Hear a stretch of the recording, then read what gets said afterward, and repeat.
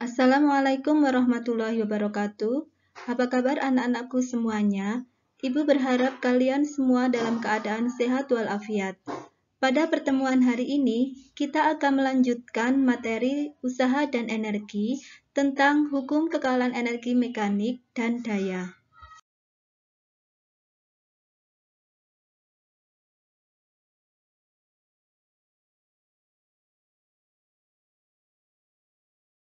Sebelum kita mempelajari materi, kita ingat kembali kutipan semangat yang disampaikan oleh Luqman Al-Hakim. Tuntutlah ilmu, di saat kamu miskin, ia akan menjadi hartamu. Di saat kamu kaya, ia akan menjadi perhiasanmu. Quote yang kedua, gagal itu urusan nanti. Yang penting, kita berani untuk mencoba dan mencoba. Anak-anakku, mari kita bersama-sama mempelajari materi berikut ini. Energi mekanik. Tentunya waktu SMP kalian pernah belajar tentang energi mekanik. Ada berbagai peristiwa dalam kehidupan sehari-hari yang berhubungan dengan energi mekanik. Contoh yang pertama, buah apel jatuh dari pohonnya. Ketika buah apel itu mencapai ketinggian tertentu, dan pada saat tersebut juga buah apel itu sedang bergerak dengan kecepatan tertentu, maka kita bisa menentukan dua energi sekaligus, yaitu energi potensial dan energi kinetik. Dengan demikian, kita bisa menentukan juga besarnya energi mekanik. Contoh yang kedua, sebuah benda menuruni bidang miring. Awalnya, benda tersebut berada di puncak bidang miring, kemudian berakhir di dasar bidang miring. Saat benda itu bergerak mencapai posisi tertentu pada bidang miring, maka benda tersebut akan berada pada ketinggian tertentu dan juga bergerak dengan kecepatan tertentu. Dengan demikian, kita juga bisa menentukan besarnya energi potensial dan besarnya energi kinetik.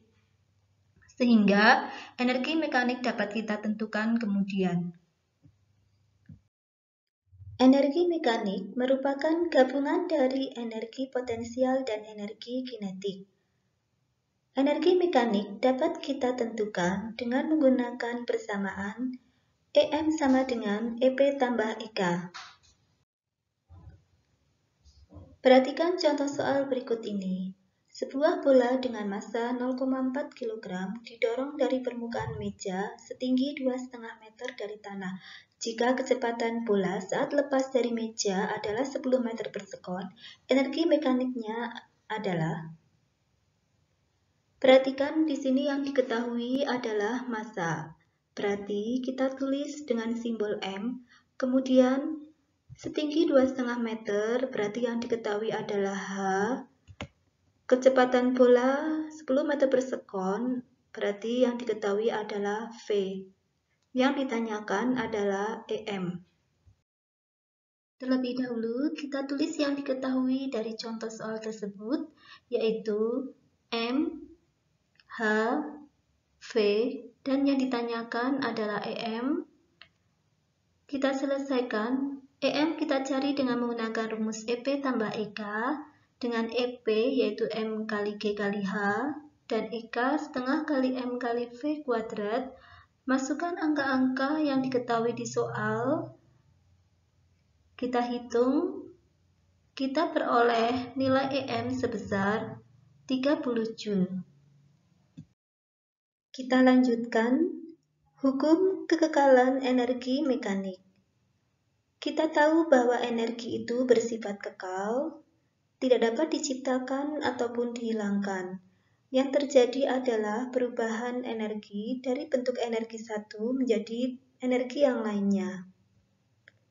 Hukum kekalahan energi mekanik berbunyi, pada suatu sistem yang terisolasi, yaitu yang bekerja hanya gaya-gaya konservatif dan tidak ada gaya luar yang bekerja, energi mekanik sistem adalah konstan.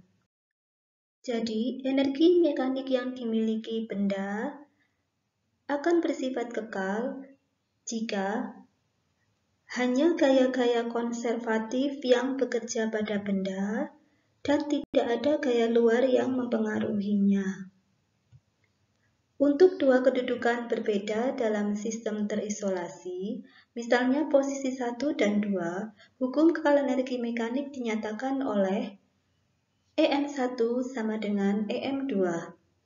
Karena bersifat kekal, maka besarnya EM di posisi 1 sama dengan besarnya EM di posisi 2. Kemudian kita jabarkan masing-masing rumus EM sehingga diperoleh EP1 tambah EK1 sama dengan EP2 tambah EK2. Kita tahu bahwa rumus EP sama dengan M kali GH dan EK sama dengan setengah MV kuadrat. Maka dari rumus itu kita bisa memperoleh M kali G kali H1 tambah setengah MV1 kuadrat sama dengan MG H2 tambah setengah MV2 kuadrat. Jangan lupa, masing-masing satuan harus dalam satuan internasional ya, atau SI. Pada bunyi hukum kekalahan energi mekanik, tadi disebutkan ada istilah gaya konservatif. Apa itu gaya konservatif? Gaya konservatif menjelaskan sifat suatu gaya. Suatu gaya disebut konservatif jika usaha yang dilakukan oleh gaya tersebut pada suatu benda tidak tergantung pada lintasan yang dilalui benda, tetapi hanya bergantung pada perubahan posisi awal dan posisi akhir. Untuk lintasan di mana benda kembali ke posisi semula, nilai usaha yang dilakukan gaya konservatif selalu 0. Contoh gaya konservatif adalah gaya gravitasi, gaya berat, gaya pegas, gaya listrik. Pada gaya konservatif, berlaku energi mekanik kekal, hanya terjadi perubahan energi saja. Contoh yang dapat kita temukan dalam kehidupan sehari-hari yaitu benda yang bergerak ke atas dengan hambatan udara yang diabaikan. Ketika benda bergerak ke atas, terjadi perlambatan karena energi kinetik berubah menjadi energi potensial. Kemudian, ketika benda turun, terjadi pertambahan laju benda akibat dari perubahan energi potensial menjadi energi kinetik. Perhatikan animasi berikut ini. Ini saat benda naik, kecepatannya semakin berkurang ya, sehingga terjadi perubahan dari energi kinetik menjadi energi potensial. Kemudian saat benda turun, kecepatannya menjadi bertambah besar ya, maka terjadi perubahan energi dari energi potensial menjadi energi kinetik. Gaya konservatif menyebabkan energi mekanik bersifat kekal. Bagaimana dengan gaya non-konservatif?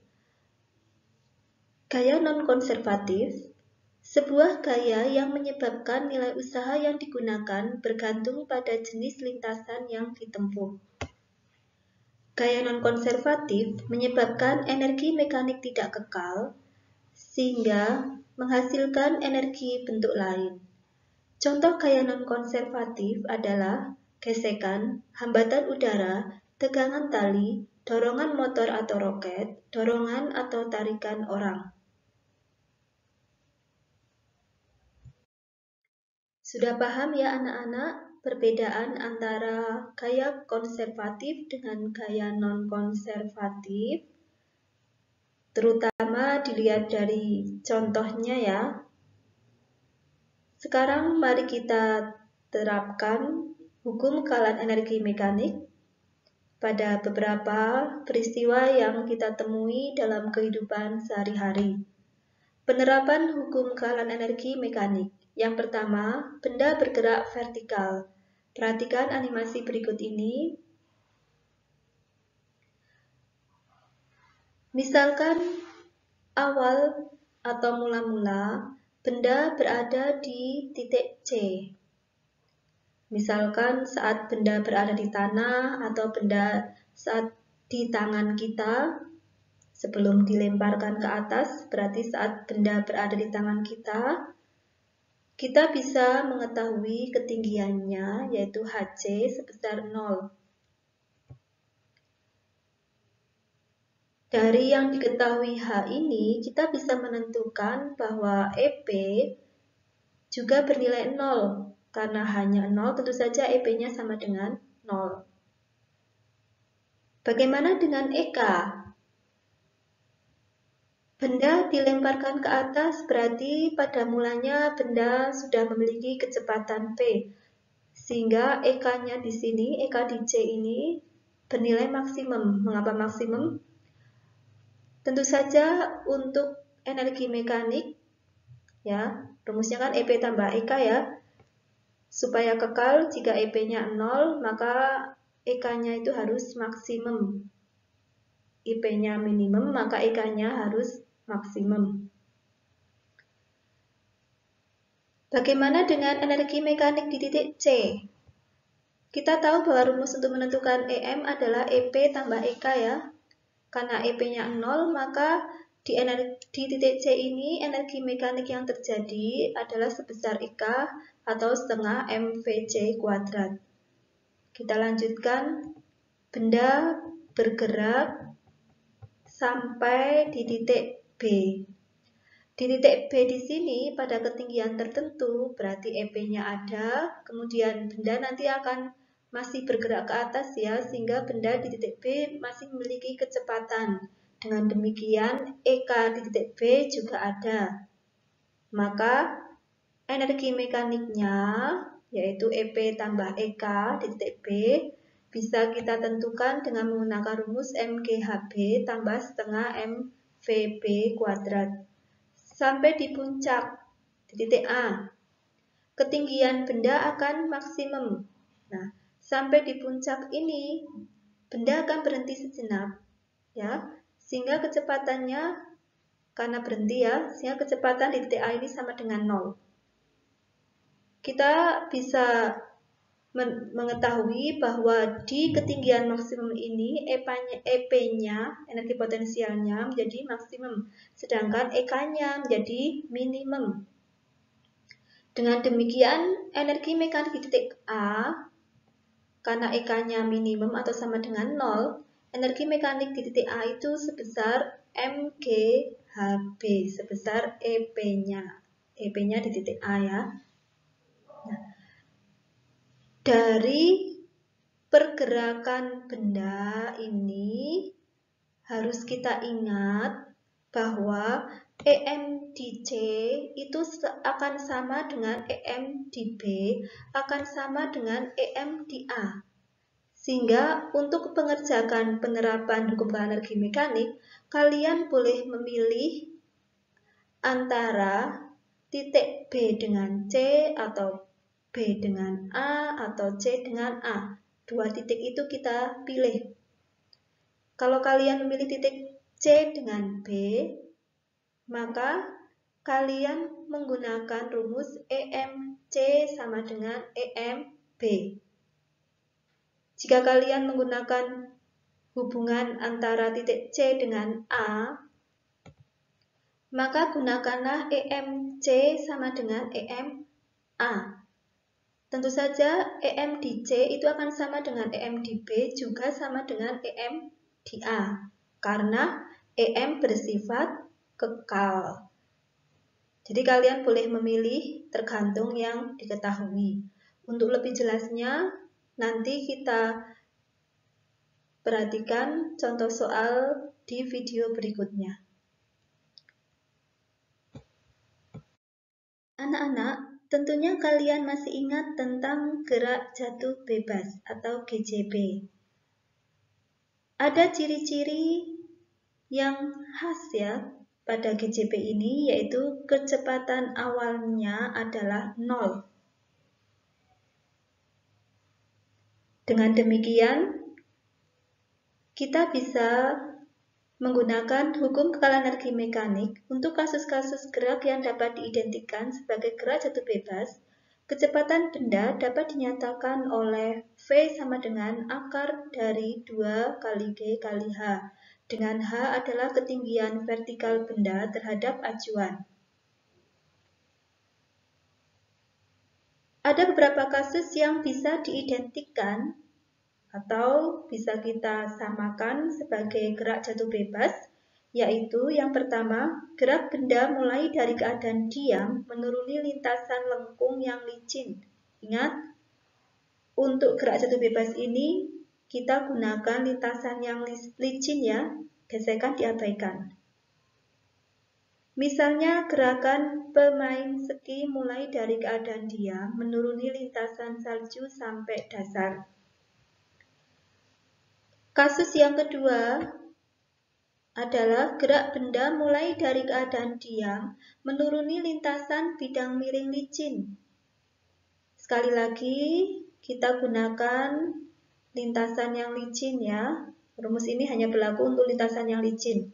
Atau gesekan diabaikan sampai benda itu berada di dasar bidang miring. Ya, dari kasus tadi, untuk lebih jelasnya perhatikan gambar berikut ini. Gambar yang sebelah kiri adalah pemain ski es yang melalui lintasan lengkung yang licin ya. Kemudian di sebelah kanan ada benda yang bergerak menuruni bidang miring. Lintasan bidang miring ini juga licin. Nah, dua kejadian ini, dua peristiwa ini, kita dapat mengidentikannya dengan gerak jatuh bebas. Mengapa? Pemain ski ini di titik A, kecepatan mula-mulanya adalah 0. Ya, ingat gerak jatuh bebas juga kecepatan mula-mulanya 0. Kemudian pada kasus benda yang menuruni bidang miring, pada mulanya di puncak, benda itu juga memiliki kecepatan awal yang 0 atau diam ya. Jadi bisa diidentikan dengan gerak jatuh bebas. Lalu rumus V sama dengan akar 2GH, H yang kita gunakan yang mana?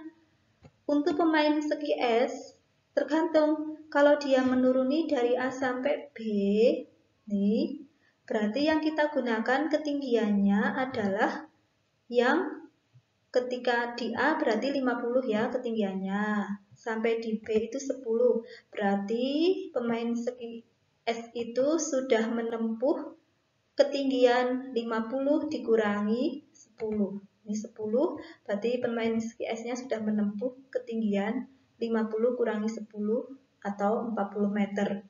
Berbeda pada benda yang menuruni bidang miring, dari puncak sampai dasar. Nah, ketinggian yang kita gunakan adalah ini, ya, yang ini, karena dari puncak sampai dasar. Jadi, H yang kita gunakan adalah ini. Kasus ketiga yang bisa diidentikan dengan gerak jatuh bebas adalah gerak ayunan anak dari keadaan diam di A atau VA sama dengan 0 hingga ketinggiannya berkurang sebesar H. Perhatikan gambar berikut. Anak tersebut mula-mula berada di A, di posisi A.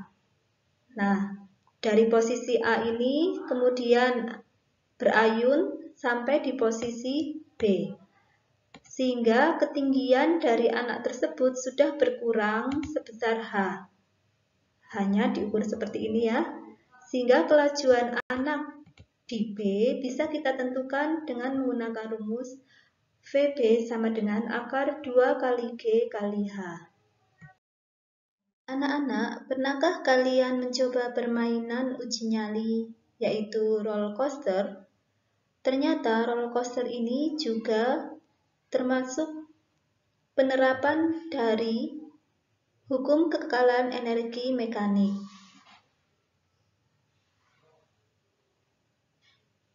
Energi potensial yang terjadi pada roller coaster itu diubah menjadi energi kinetik ketika roller coaster bergerak menurun. Energi kinetik diubah menjadi energi potensial ketika roller coaster bergerak menaik. Perhatikan gambar. Di titik A, roller coaster memiliki EP max dan EK 0 karena roller coaster belum bergerak. Ya, jadi di titik A ini kecepatan awalnya adalah 0 ya. Jadi kecepatan awal roller coasternya adalah 0, yaitu saat roller coaster itu berada di titik A. Karena kecepatan awalnya adalah 0, maka yang terjadi EK-nya adalah 0. Roller coaster ini berada pada ketinggian H, maka di sini terjadi atau memiliki EP max. Kemudian di titik B, roller coaster memiliki laju maksimum.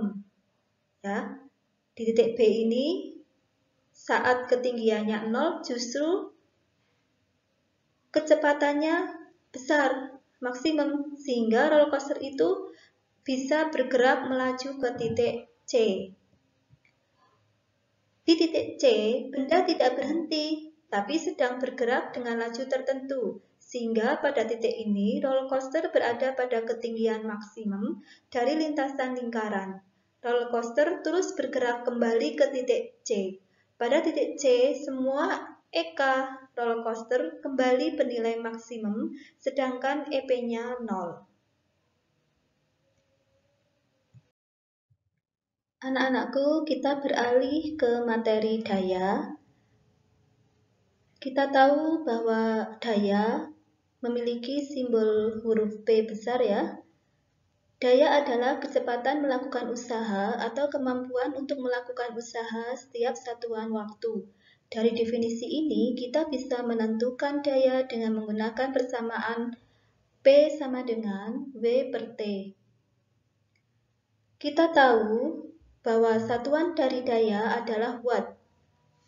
Dilihat dari rumus ini, kita juga bisa mengetahui selain watt, satuan daya yang lain adalah joule per sekon. Kita tahu bahwa usaha dapat ditentukan dengan menggunakan rumus W sama dengan V kali S, sehingga daya juga dapat ditentukan dengan menggunakan rumus P sama dengan F kali S per T. Oleh karena S per T adalah rumus V, ini S per T rumus V, maka kita juga bisa menentukan daya dengan menggunakan rumus P sama dengan P